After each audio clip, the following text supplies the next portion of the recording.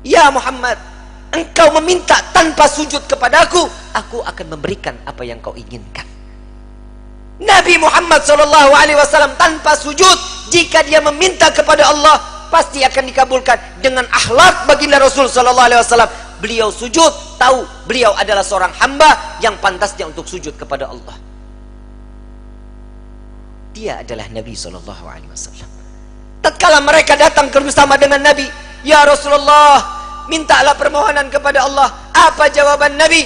Analaha, analaha, analaha. Aku yang dapat menolong kalian, aku yang akan memberikan syafaat kepada kalian, aku yang akan membebaskan kalian dari siksaan padang mahsyar.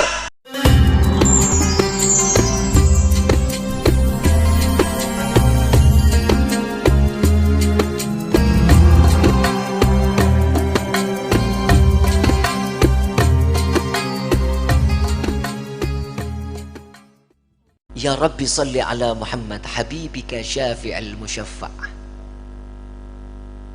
Kekasih yang pertolongannya akan ditolong oleh yang maha penolong.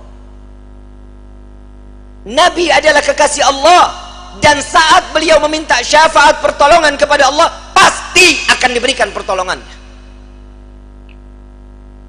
Kita di saat nanti di yaumil qiyamah meminta syafaat siapa kita kalau bukan baginda Nabi Muhammad SAW?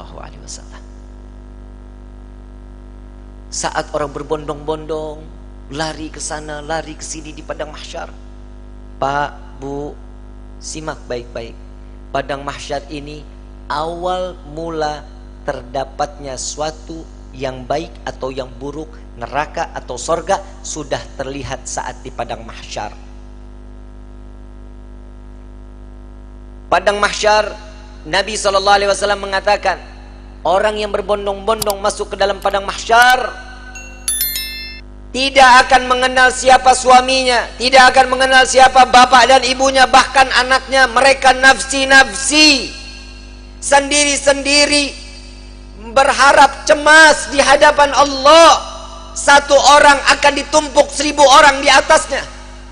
Orang yang dapat menginjakkan kaki di padang mahsyar, dia adalah manusia yang aman. Sampai-sampai fitnah daripada padang mahsyar.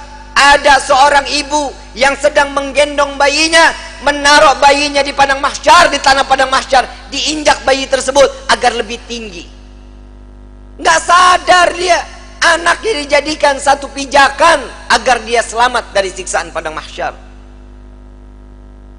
Para wali min awliyaillah, orang-orang saleh, berbondong-bondong keliling ke Nabi Allah Adam.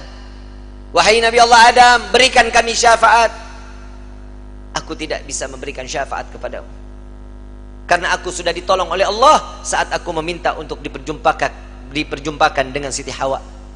Saat ini sampai sekarang kita kenal daripada Arafah. Itu pertemuan antara Nabi Allah Adam dengan Siti Hawa. Ditolong oleh Allah. Jalan lagi kepada Nabi Musa. Ya Nabi Allah Musa, tolong kami selesaikan siksaan padang mahsyar.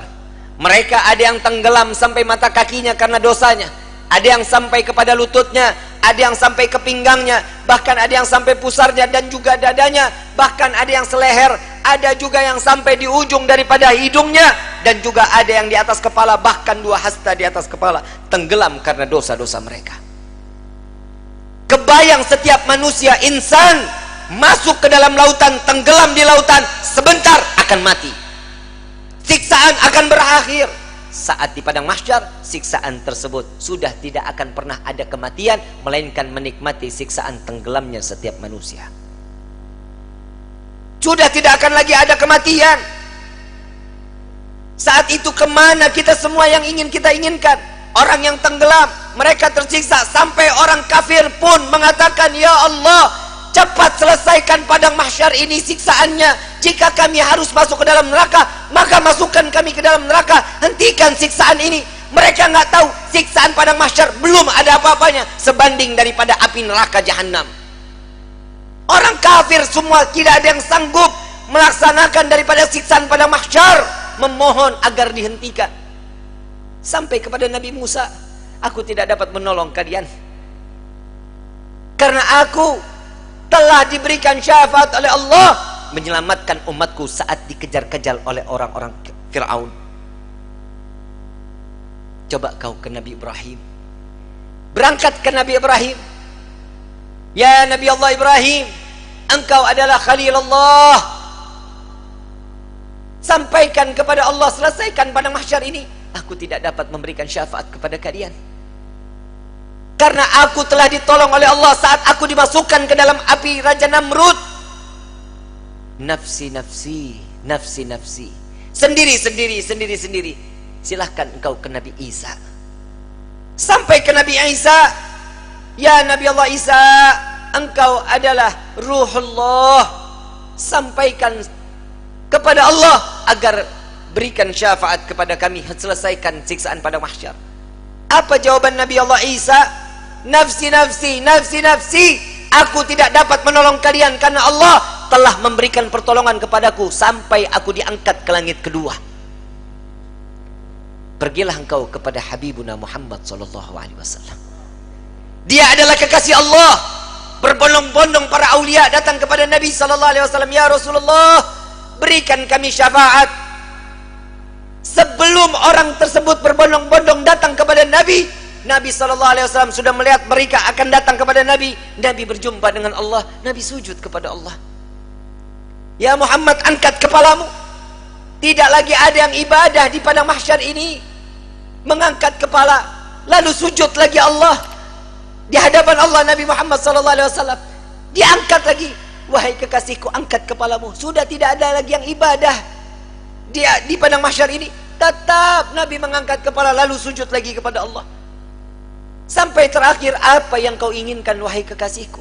Ya Allah, selesaikan siksaan padang mahsyar. Biarkan mereka, masukkan mereka ke mizan penimbangan amal baik amal buruk mereka. Ya Muhammad, engkau meminta tanpa sujud kepadaku, aku akan memberikan apa yang kau inginkan. Nabi Muhammad SAW tanpa sujud, jika dia meminta kepada Allah pasti akan dikabulkan. Dengan akhlak baginda Rasul SAW, beliau sujud, tahu beliau adalah seorang hamba yang pantasnya untuk sujud kepada Allah. Dia adalah Nabi SAW. Tatkala mereka datang bersama dengan Nabi, ya Rasulullah, mintalah permohonan kepada Allah. Apa jawaban Nabi? Analaha, analaha, analaha. Aku yang dapat menolong kalian. Aku yang akan memberikan syafaat kepada kalian. Aku yang akan membebaskan kalian dari siksaan padang mahsyar di hari ini. Saat dia meminta selesai padang mahsyar, masuk mereka semua ke mizan. Sampai di mizan, Nabi berdiri di depan mizan, melihat rombongan daripada umatnya. Saat beliau dalam keadaan dosa yang begitu besar, Nabi sujud kembali di hadapan Allah. Ya Rabb, doa baginda Rasul SAW, ya Allah, ringankan beban dosa umatku, beratkan pahala mereka, ampuni dosa mereka ya Allah. Kita berbuat dosa di atas bumi Allah. Nabi yang terus menerus sampai di mizan pun Nabi sujud kepada Allah agar kita diselamatkan, dibebaskan, agar masuknya kita ke dalam syurganya Allah. Setelah mizan, Nabi SAW berdiri lagi di sirat. Saat dimana jembatan tersebut satu helai rambut dibelah menjadi 7, tajamnya luar biasa, di bawahnya neraka jahanam. Nabi menunggu sampai ada umat yang ingin tergelincir dipegang oleh Nabi, dituntun sampai di ujung daripada jembatan tersebut. Nabi menjaga umat sampai saat di dalam surga kelak, Nabi berdiri di depan pintu surga, tidak masuk ke dalam pintu surga, menunggu satu persatu agar masuk, mereka dimasuk ke dalam surga. Sampai di dalam riwayat Siti Fatimah bertanya, ya Rasulullah, untuk apa kau berdiri di depan pintu surga? Aku menunggu umatku, jika satu yang tertinggal belum masuk ke dalam surga, maka aku tidak akan pernah masuk ke dalam surganya Allah. Huwa Muhammadah, dia adalah Sayyiduna Muhammad. Sampai di dalam satu riwayat lain, Rasulullah izin kepada Allah melihat daripada daftarnya umat satunya belum masuk ke dalam surganya Allah.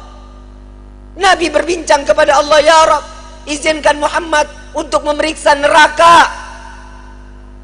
Sampai beliau masuk ke dalam neraka mencari umatnya, lalu setelah itu diambil, lalu dibawa masuk ke dalam surganya Allah.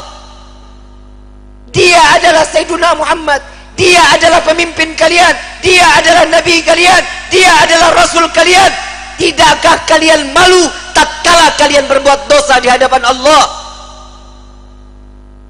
Oh, sampai kapan hidup kita selalu tutup mata di dalam kemaksiatan kepada Allah? Hei para alim ulama, hei para kiai, hei para habaib, dosa apa yang kalian lakukan sampai terus menerus Indonesia diberikan daripada bala dan bencana? Wahai umat Nabi Muhammad, dosa yang mana yang kalian lakukan sehingga kalian enggan untuk bertaubat kepada Allah? Tubna ilallah, tubna ilallah. Taubatlah kepada Allah, mohon ampunlah kepada Allah. Jika para aulia, para orang-orang saleh, kakek nenek kita terdahulu, dengan bangga mereka saat kelak nanti masuk ke dalam surga dengan membawa pikulan amalan-amalan kebaikan di hadapan Allah, bagaimana nasib kita? Saat mereka diperiksa oleh Nabi SAW satu persatu, dengan bangga Nabi mengatakan dengan amalan mereka, zakat mereka, sedekah mereka, sholat malam mereka, Nabi mengatakan, dia adalah umatku ya Rabb. Bagaimana dengan kita yang membawa pikulan dosa di hadapan Allah? Tatkala kita membawa pikulan-pikulan dosa, dibuka, diperiksa oleh Nabi, Nabi tetap mengatakan dia adalah umatku ya Allah, sambil meneteskan air mata di hadapan